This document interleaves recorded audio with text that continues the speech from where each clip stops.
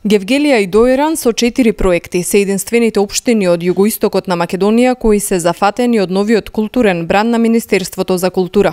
Во Гевгелија ресорното министерство со 150.000 денари го поддржа проектот на Тим Театрос проект Статуа Феста, што треба да се одржи на 23 овој месец. Финансиската поддршка од 106.500 денари доби издружението Арт Еквилибриум за еднодневен настан во рамки на Бош фестивалот. Гевгелија ќе биде дестинација и на PMG Recordings, кои ќе организираат настан македонска джез вечерина, исто и во Струга и во Скопје.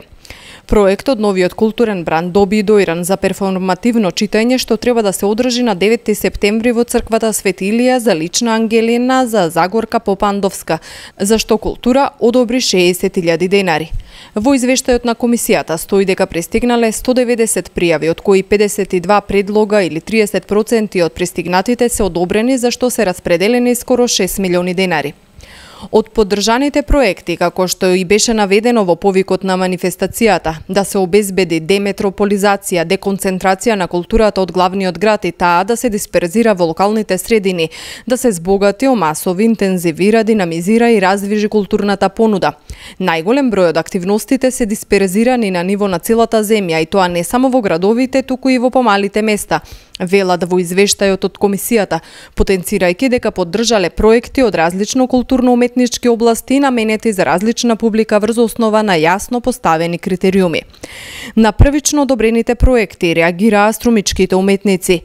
Од Здруженијето за култура Транзен велат дека аплицирале со проект во кој биле опфатени ликовни и книжевни уметници, со кои би се пополнила независната културна сцена во градот, но се одбиени.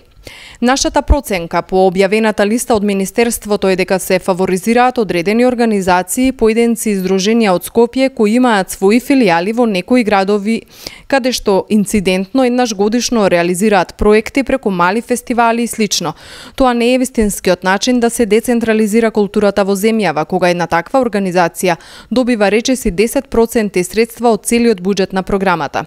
Град како Струмица, кој што е најбитниот центар во југоисточна Македонија, е целосно заобиколен со овој културен бран, со ниту еден поддржан проект, што е многу симптоматично, велат во писмена изјава за ТВ канал Ви со Здруженијето Транзен.